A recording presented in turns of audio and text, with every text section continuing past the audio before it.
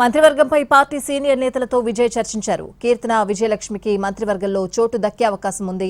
ఆనంద్ సెంగోటియాన్, ఆదవ్ అర్జున్, నిర్మల్ కుమార్లకు కేబినెట్లో స్థానం దక్కొచ్చని సమాచారం. అరుణ్ రాజ్, విజయ్ శరవణన్, తమిళన్ పార్థిబన్, మొహమ్మద్ పర్వేజ్, కల్లానేలకు విజయ్ అవకాశమిస్తారని తెలుస్తోంది.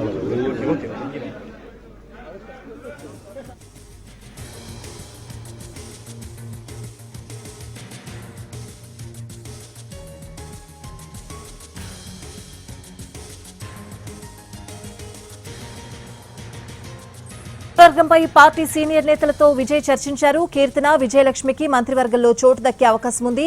ఆనంద్ సెంగోటియాన్, ఆదవ్ అర్జున్, నిర్మల్ కుమార్లకు కేబినెట్లో స్థానం దక్కొచ్చని కూడా సమాచారం. అరుణ్ రాజ్, విజయ్ శరవణన్, తమిళన్ పార్థిబన్, మొహమ్మద్ పర్వేజ్, కల్లానేలకు విజయ్ అవకాశమిస్తారని తెలుస్తోంది.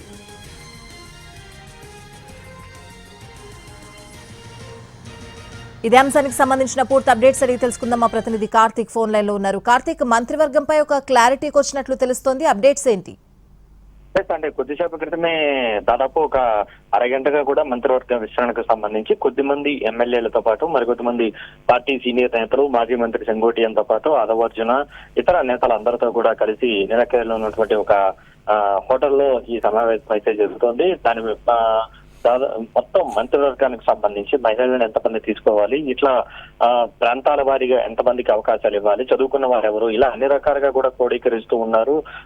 ఒక యంగ్ టీమ్ ని, ఒక యువ మంత్రివర్గాన్ని కూడా నిర్మించాలనే ఉద్దేశంతో భాగంగానే కసరత్తు అయితే జరుగుతున్నట్టుగా కూడా తెలుస్తుంది. అయితే చాలా మహిళలకు కూడా ఈసారి అవకాశం లభించేటట్టుగా కూడా తెలుస్తుంది. తిరుపూర్ ఎమ్మెల్యేగా గెలిచినటువంటి సత్యభామ, శివకాశి ఎమ్మెల్యేగా గెలిచినటువంటి కీర్తన, ఇక విజయలక్ష్మి, వీళ్ళ ముగ్గురికి కూడా అవకాశం దక్కేటువంటి ఉంది. ఇక పార్టీ ప్రధాన కార్యదర్శిగా ఉన్నటువంటి ఆనంద్, ఇక మాజీ మంత్రి సెంగోటియన్, ఆదవ్ అర్జున, నిర్మల్ కుమార్, వీరందరికీ కూడా మంత్రివర్గంలో చోటు లభించేటువంటి అవకాశం ఉంది. వీరితో పాటు విజయ్ కి డ్రైవర్ గా ఉన్నటువంటి వారి కుమారుడు కూడా పోటీ చేసి ఎమ్మెల్యేగా గెలిచారు. అతన్ని కూడా మంత్రివర్గంలోకి తీసుకునే ఆలోచనలో విజయ్ ఉన్నట్లుగా కూడా తెలుస్తుంది. ఇక వీరు కాకుండా విజయ్ శరవణన్, తమిళ పార్థిబన్ తో పాటు మిగిలిన అంటే ఒక్క వర్గంగా కూడా ఇటు క్రిస్టియన్ మైనారిటీలకు కూడా సంబంధించి గెలిచినటువంటి వారందరినీ కూడా మంత్రివర్గంలోకి తీసుకునేటువంటి అవకాశం ఉంటుంది. అయితే తొలిసారిగా కూడా విజయ్ ఒక ప్రయోగం కూడా చేయబోతున్నట్టుగా కూడా మనకు సమాచారం ఉంది.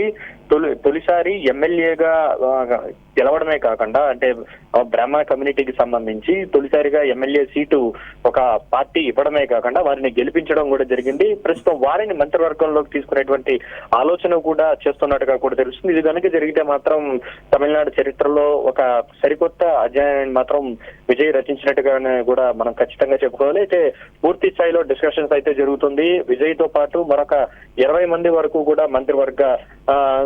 మంత్రులుగా కూడా ప్రమాణ స్వీకారం చేసేటువంటి అవకాశాలు ఉన్నట్టుగా కూడా సమాచారం వస్తున్నటువంటి నేపథ్యంలో ఇంకా మంత్రివర్గ కూర్పుకు సంబంధించి పూర్తి స్థాయిలో కొనసాగుతుంది. దీనికి సంబంధించి కొద్దిగా మాత్రం విషయాలు అనేది బయటకు వస్తున్నాయి తప్ప పూర్తి స్థాయి విషయాలను మాత్రం పార్టీ తరఫున ఉన్నటువంటి కీలక నేతలు ఎవరు కూడా బయటకు వచ్చి వెల్లడించినటువంటి పరిస్థితి ఏర్పడుతుంది. కాబట్టి ఈ రోజు రాత్రికి కానీ రేపు తెల్లారికి కానీ ఒక క్లారిటీ వచ్చేటువంటి అవకాశం ఉంటుంది. దాని తర్వాత రేపు సాయంత్రం నేరుగా గవర్నర్ ను కలిసే సమయానికి మంత్రివర్గ కూర్పును కూడా పూర్తి చేసి ఆ మంత్రివర్గం చేసేటువంటి ప్రమాణ స్వీకారం చేసేటువంటి మంత్రుల లిస్టును కూడా ఏదైతే గవర్నర్ కు అందజేసేటువంటి అవకాశాలు అయితే ఉన్నాయి. Right Karthik, thanks for the updates.